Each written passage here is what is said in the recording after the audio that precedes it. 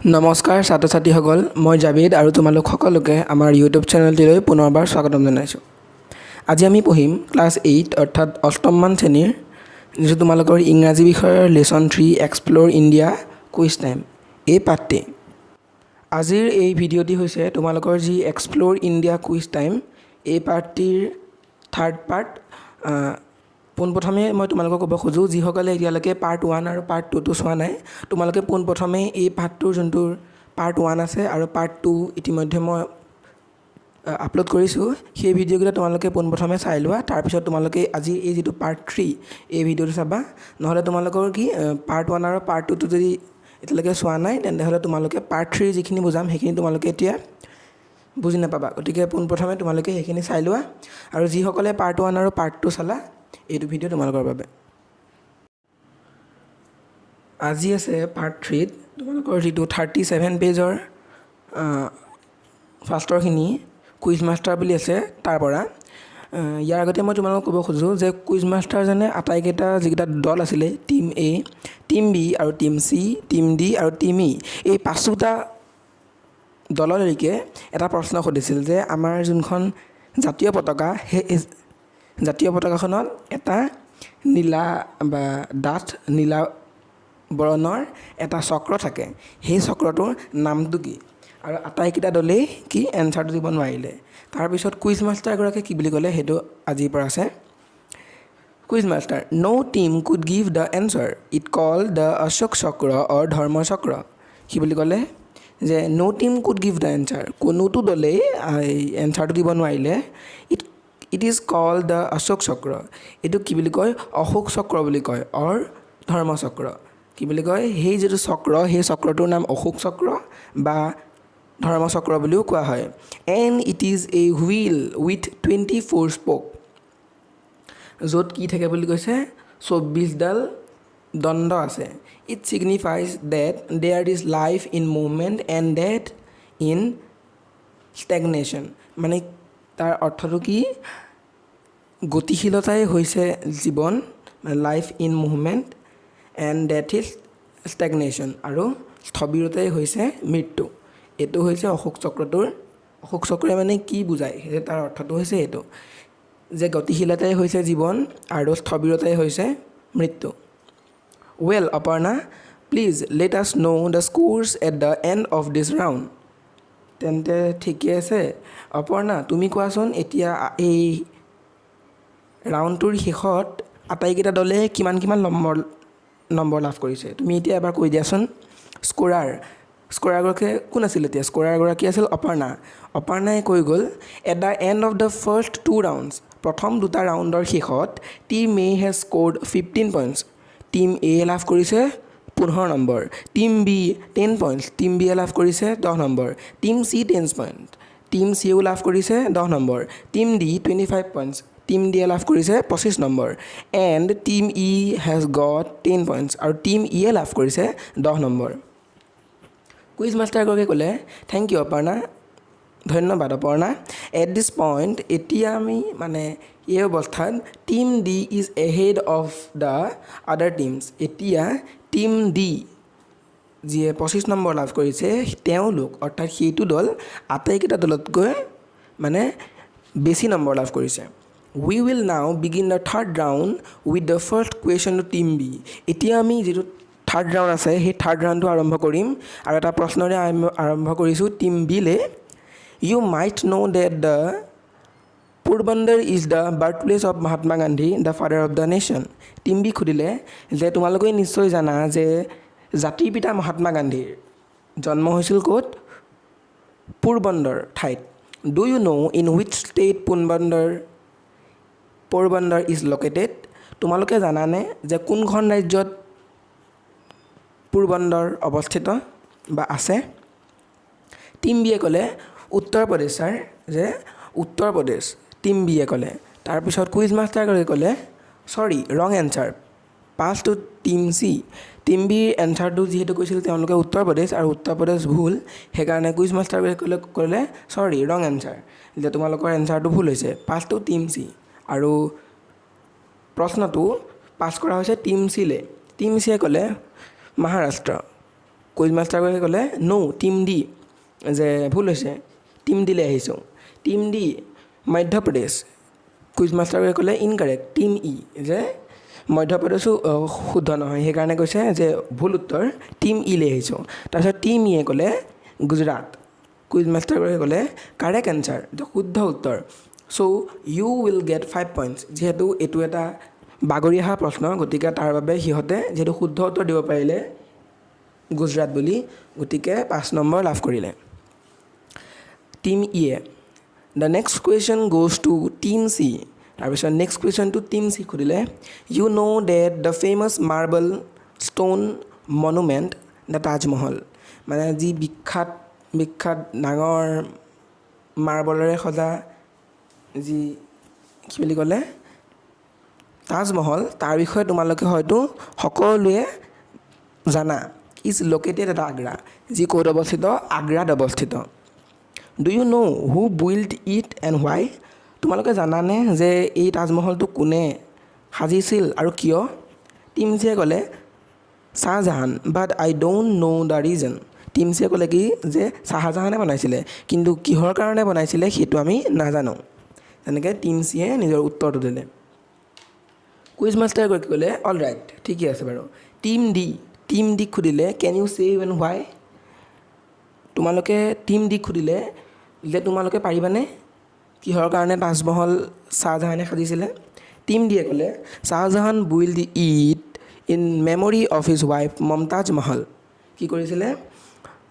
শ্বাহজাহানে নিজৰ পত্নী মমতাজ মহলৰ যি মৃত্যু হৈছিলে, তেওঁৰ স্মৃতিত, মমতাজ মহলৰ স্মৃতিত তাজমহলটো নিৰ্মাণ কৰিছিলে। টিম ডিৰ এনচাৰটো শুনি যোনজন কুইজ মাষ্টাৰ ছাৰ তেওঁ ক'লে য়েছ ইউ আৰ ৰাইট, হয় তোমালোকৰ শুদ্ধ। Both team C and D you will share 5 points each. তোমালোকে যিহেতু চিও আধা নম্বৰ ক'লে যে শ্বাহজাহান বুলি, আৰু কিয় নিৰ্মাণ কৰিছিল সেইটো ক'লে টিম ডিয়ে, গতিকে টিম চি আৰু টিম ডি দুইটাই 5 নম্বৰ লাভ কৰিব। Now Aparna you will get the direct question. সি ক'লে now Aparna you will get the direct question. তাৰপিছত ক'লে এতিয়া এটা ডাইৰেক্ট কুৱেশ্যন সোধা হ'ব কাক, তেনেকৈ ক'লে। স্ক'ৰাৰগৰাকী অৰ্থাৎ অপৰ্ণাগৰাকী ক'লে টিম ডিক ছাৰ, টিম ডিক সুধিব লাগিব ছাৰ।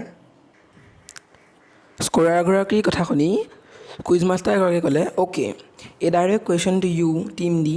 টিম ডিক এটা পোনপটীয়া প্ৰশ্ন। A famous temple of the Sikhs is located in Amritsar in Punjab, what is it cold.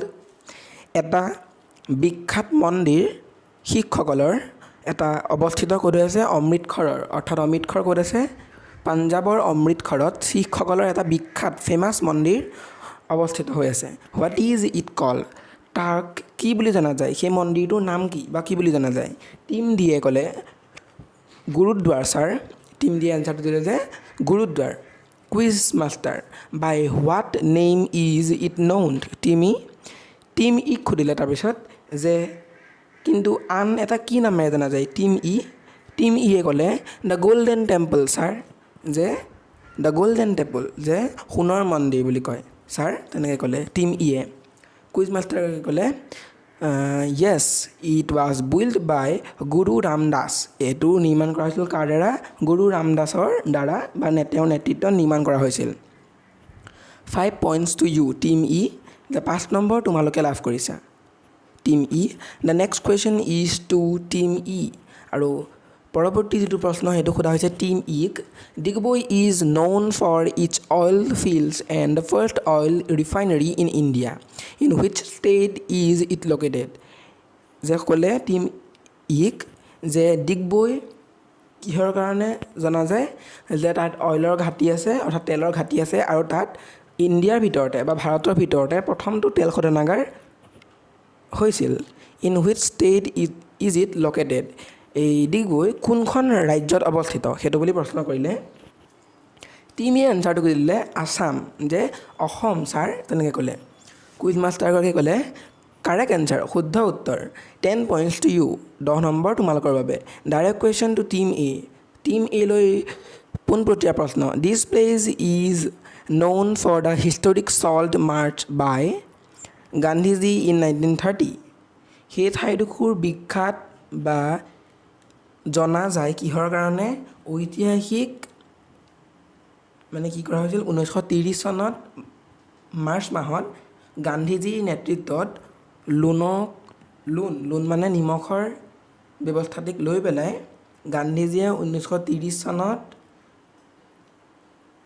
এঠাইত কি কৰিছিলে লোনৰ কাৰণে অৰ্থাৎ নিমখৰ বাবে এটা কি কৰিছিল প্ৰতিবাদ ধৰা কাৰ্যসূচী আৰম্ভ কৰিছিল সেই which place am I talking about সেই ঠাইডোখৰ যিটুকুৰ ঠাইৰ বিষয়ে মই কৈ আছোঁ সেই ঠাইডোখৰৰ নামটো কি মানে ক'ত 1930 চনৰ মাৰ্চ মাহত গান্ধীজীয়ে লোন অৰ্থাৎ নিমখৰ বাবে প্ৰতিবাদ বা এটা যাত্ৰা আৰম্ভ কৰিছিল টিম এ ক'লে পাষ্ট যে পাষ্ট কৰি দিলে কুইজ মাষ্টাৰে ক'লে টিম বি তোমালোকে পাৰিবানে টিম বিও ক'লে যে পাষ্ট যে টিম বিও ক'লে যে নোৱাৰো টিম বিও ক'লে তেনেকৈ তাৰপিছত কুইজ মাষ্টাৰগৰাকী ক'লে টিম চি তোমালোকে পাৰিবানে টিম চি সুধিলে টিম চিয়ে ক'লে দাণ্ডি ইন গুজৰাট যে গুজৰাটৰ দাণ্ডি অঞ্চলত সেইটো বুলি ক'লে কুইজ মাষ্টাৰে ক'লে এবছলিউটলি ৰাইট এনচাৰ যে সম্পূৰ্ণ শুদ্ধ উত্তৰ 5 points for a past over question 5 number তোমালোকৰ যিহেতু এটা বাগৰিহা প্ৰশ্ন তোমালোকে 5 নম্বৰ লাভ কৰিছা team C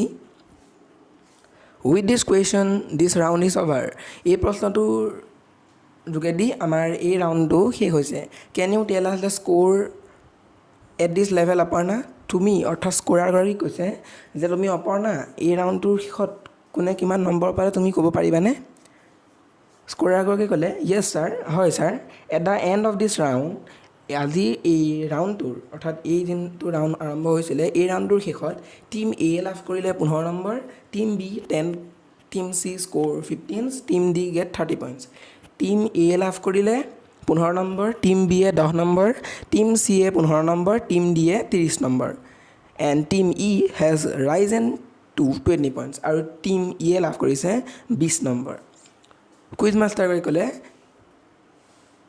thank U Aparna নাও দ্য 4th ৰাউণ্ড ষ্টাৰ্ট আৰু এতিয়া 4 নম্বৰ ৰাউণ্ডটো ষ্টাৰ্ট হ'ব the first question goes to team D আৰু পোনপটীয়া প্ৰশ্ন টিম ডি লৈ the largest population of Indian rhinos can be seen here এঠাইত ইণ্ডিয়াৰ ভিতৰতে বা ভাৰতৰ ভিতৰতে আটাইতকৈ বেছি সংখ্যক গড় পোৱা যায় what place am I talking about মই কোন ঠাইৰ কথা কৈ আছোঁ মানে কোন ঠাইত ভাৰতৰ ভিতৰতে আটাইতকৈ বেছি গড় পোৱা যায় টিম ডিয়ে কৈছে কাজিৰঙা নেশ্যনেল পাৰ্ক মানে কি কাজিৰঙা ৰাষ্ট্ৰীয় উদ্যান এনচাৰটো শুনি যোনজন কুইজ মাষ্টাৰ তেওঁ ক'লে কোৱাইট ৰাইট যে শুদ্ধ ফুল পইণ্টছ টু টিম ডিলৈ সম্পূৰ্ণ নম্বৰ লাভ কৰিছে team C a question for you team চিক তোমালোকক এটা প্ৰশ্ন সুধিছোঁ what is the ancient name of Patna the capital of Bihar বা মানে কি বিহাৰৰ ৰাজধানী পাটনা যিটো পুৰণি নাম সেই পুৰণি নামটো কি টিম চিয়ে ক'লে পাষ্ট মানে পাছ কৰি দিলে কুইজ মাষ্টাৰ টিম বি সুধিলে তোমালোকে পাৰিবানে টিম বিও ক'লে পাষ্ট কুইজ মাষ্টাৰে ক'লে টিম এ সুধিলে যে পাৰিবানে টিম এ ক'লে পটলিপুত্ৰ কি ক'লে পটলিপুত্ৰ ছাৰ তাৰপিছত কুইজ মাষ্টাৰে ক'লে team A will get 5 points for a correct answer যে যিটো প্ৰশ্ন আছিলে সেইটো আছিলে বাগৰিহা প্ৰশ্ন গতিকে সেই প্ৰশ্নটোৰ শুদ্ধ এনচাৰ দিব পৰাৰ বাবে টিম এক 5 নম্বৰ লাভ কৰিছে আজিৰ এই ভিডিঅ'টো আমি ইমানতে সামৰিছোঁ পৰৱৰ্তী যিখিনি থাকি গ'ল মই তোমালোকক নেক্সট ভিডিঅ'ৰ যোগেদি আগবঢ়াম সেইটো হ'ব পাৰ্ট 4 এই পাৰ্টটিৰ আজিৰ এই ভিডিঅ' যিটো পাৰ্ট 3 আছিলে এইটো ইমানতে সামৰিছোঁ কিবা যদি বুজি পোৱা নাই তোমালোকে কোনো সংকোচ নোহোৱাকৈ মোক কমেণ্ট বক্সত জনাবা মই তোমালোকৰ উত্তৰবোৰ দিবলৈ চেষ্টা কৰিম লগতে তোমালোকে এই ভিডিঅ'টো তোমালোকৰ বন্ধু বান্ধৱী অৰ্থাৎ ক্লাছ 8ৰ যিখিনি ছাত্ৰ ছাত্ৰী আছে তেওঁলোকৰ লগতো শ্বেয়াৰ কৰিবা আৰু চেনেলত কোনোবা যদি নতুনকৈ আহিছা তেন্তে চেনেলটি ছাবস্ক্ৰাইব কৰি ল'বা আৰু কাষতে যিটো ঘণ্টা আকৃতিৰ বেল আইকন আছে সেই বেল আইকনটো ক্লিক কৰি দিবা যাতে আমাৰ চেনেলৰ যিকোনো ভিডিঅ'ৰ ন'টিফিকেশ্যন তোমালোকে পাই থাকা আৰু মই ক'ব খোজোঁ তোমালোকৰ অৰ্থে মানে কি আমাৰ এই চেনেলটিত তোমালোকৰ যিটো পাঠ্যক্ৰম আছে সেই পাঠ্যক্ৰমৰ সম্পূৰ্ণ বিষয় খৰচি মাৰি অধ্যয়ন কৰা হ'ব গতিকে ভিডিঅ'সমূহ পাই থাকিবলৈ তোমালোকে আমাৰ চেনেলটোক ছাবস্ক্ৰাইব কৰি ল'বা আৰু যিমান পাৰা চেনেলটোৰ বিষয়ে তোমালোকৰ লগৰ ছাত্ৰ ছাত্ৰীয়ে হওক বা সহপাঠীয়ে হওক তেওঁলোকৰ বিষয়ে জনাবা যাতে তেওঁলোকেও ইয়াৰ পৰা তোমালোকৰ নিচিনাই উপকৃত হ'ব পাৰে